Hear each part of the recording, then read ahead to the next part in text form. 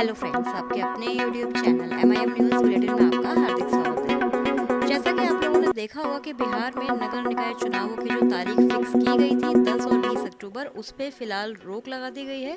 और अब 7वें फेज़ की जो वर्तमान स्थिति है वह क्या है, क्या बहाली अगले महीने से आरंभ होने वाली है या फिर दिसंबर में उसका नोटिफिकेशन आने वाला है, इस पर बात करेंगे।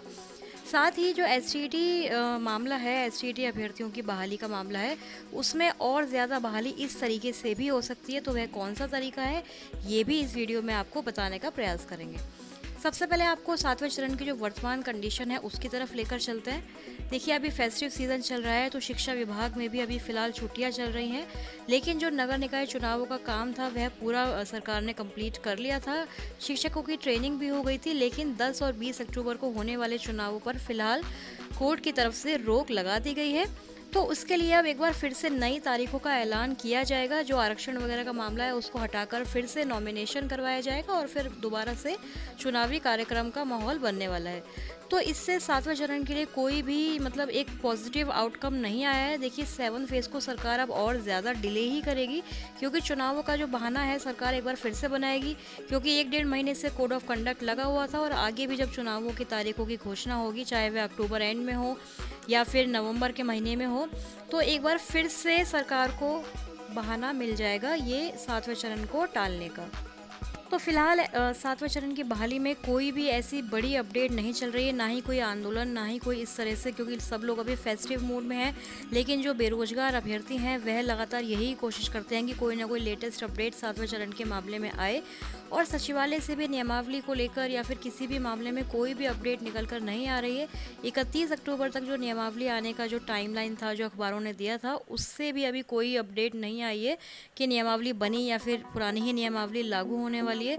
ना ही अखबारों के माध्यम से, जैसे हमेशा पेपरबाजी होती रहती है 7 फेज़ के बारे में, कोई भी लेटेस्ट अपडेट प्रकाशित हो पा रही है, क्योंकि सभी अभी चुनावों पर चुनाव खत्म होने का इंतज़ार कर रहे थे अभ्यर्थी कि उसके बाद ही ये अधिसूचना आएगी, नियमावली आएगी। लेकिन फ़िलहाल कहीं से कोई भी ऐसी चीज़ नहीं आई, कोई भी लेटेस्ट जानकारी निकल कर नहीं आ रही है 7वें चरण के बारे में, यानी कि मामला अभी पूरी तरह से ठंडे बस्ते में गया हुआ है।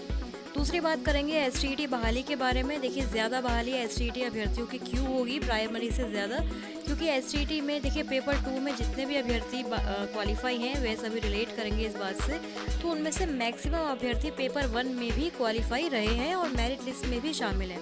हम भी ऐसे बहुत सारे अभ्यर्थियों को जानते हैं जो पेपर 2 और पेपर 1 दोनों में ही मेरिट में है। तो यदि उनका सिलेक्शन हो जाता है और अपने होम डिस्ट्रिक्ट में, यानी कि केंद्रीकृत तरीके से अगर बहाली होती है, तो अपनी मनपसंद ज़िले में भी उनका सिलेक्शन हो जाता है, तो वह पेपर 2 में ही ऑब्वियस सी बात है ज्वाइन करेंगे, यानी कि उच्च माध्यमिक कक्षाओं के लिए ही वह सेलेक्ट होंगे और उसी में ज्वाइन भी करेंगे।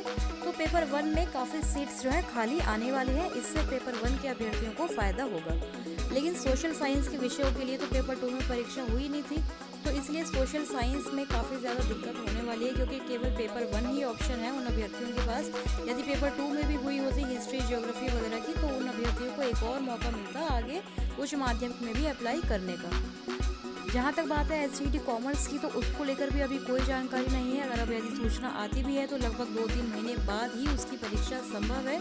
तो क्या ये सारी चीज़ें, नियमावली है, बीटेट की भी बात है, एसटेट कॉमर्स की बात है, सभी 7वें चरण की विज्ञप्ति यानी कि दिसंबर से पहले पॉसिबल है या नहीं, ये आप लोग अच्छी तरह खुद ही समझ सकते हैं। अभी इस वीडियो में फिलहाल इतना ही, और आगे जो भी जानकारी मुझे आपको बतानी होगी मैं बताती रहूँगी अपने चैनल